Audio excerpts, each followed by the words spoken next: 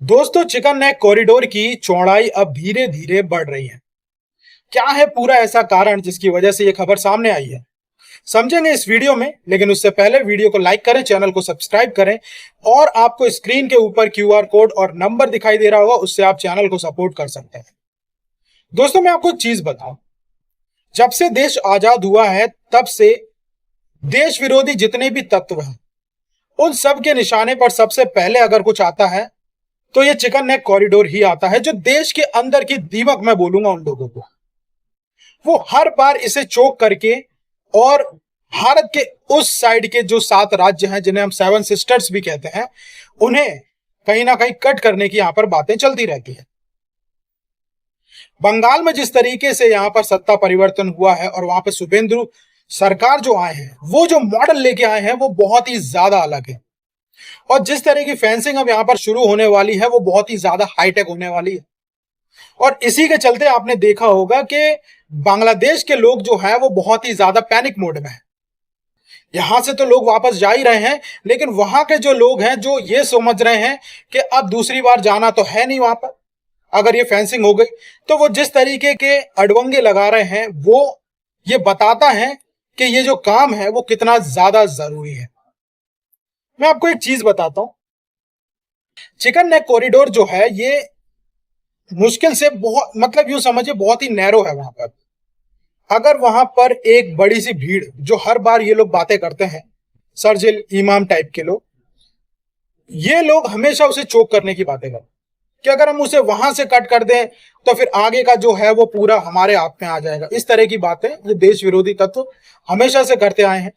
और अब इस बार बांग्लादेश भी उस पर कमेंट कर गया, और चाइना तो वहां से कहीं ना कहीं सपोर्ट करता ही रहता है बांग्लादेश को इस चीज के लिए। बांग्लादेश की उतनी ताकत नहीं है कि वो ये कर सके, लेकिन हाँ, लेकिन कमेंट होते हैं।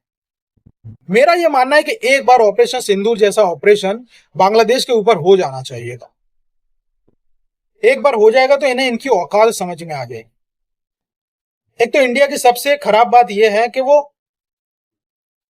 आजू बाजू के छोटे देशों को है ना ऐसे बड़े भाई के तौर पे पैम्पर करने की बातें करता है, और ऐसा तो कभी नहीं हुआ। भीष्म पितामह भी थे जो पूरे परिवार को बहुत अच्छे से रखना चाहते थे, क्या हुआ?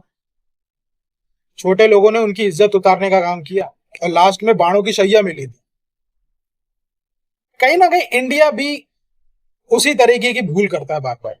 फिर जब पाकिस्तान जैसे बहुत ज्यादा हो जाता है तब, अब सोचो, नेशन फर्स्ट का एक उसे तवज्जो देकर रखा था कि कुछ भी चीज होगी आपको पहले हम दे देंगे, ठीक है, तब वो ये सारे काम कर रहा था। मोदी सरकार ने उसे रोकने का काम किया।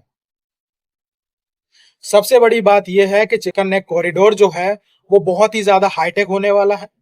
शुभेंदु सरकार का जो मॉडल है वो योगी से भी ज्यादा कड़क है। यूपी की चीज ये है कि वो बॉर्डर स्टेट नहीं है, वहां सिर्फ अंदर के लोगों को सीधा करके रखना है। बंगाल में चीजें बदल जाती। बंगाल जो है वो बॉर्डर वाला एक प्रदेश है, तो वहां पे चुनौतियां अलग अलग हैं। तो शुभेंदु सरकार को योगी मॉडल से भी ज्यादा कड़क होना पड़ेगा। और यही जो चीज है कहीं ना कहीं अब आपको उनके एक्शन में दिखाई दे रही है।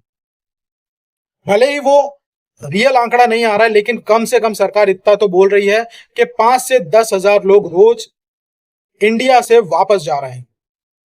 एक्चुअल जो फिगर है वो तो कभी नहीं बताएंगे, लेकिन कम से कम इतना तो वो बोल रहा है। हाँ, तो चीज ये है कि अब कहीं ना कहीं अब वहां का जो कॉरिडोर है वो धीरे धीरे चौड़ा होता चला जाएगा, क्योंकि फेंसिंग जब होगी, ठीक है, तो बहुत से ऐसे गांव हैं जो इंडिया में आने की कोशिश करेंगे उस टाइम।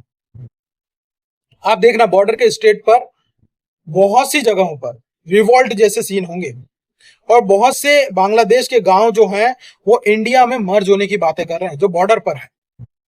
तो आप देख लो, धीरे धीरे अब वो कॉरिडोर बड़ा ही बनेगा।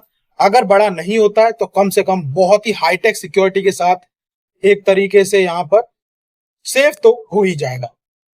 इस बारे में क्या विचार है, अपने विचार कमेंट में जरूर बताइएगा। वीडियो को लाइक करें, चैनल को सब्सक्राइब करें, और साथ में जो क्यूआर कोड और नंबर आपको दिखाई दे रहा होगा उससे चैनल को सपोर्ट जरूर करिएगा।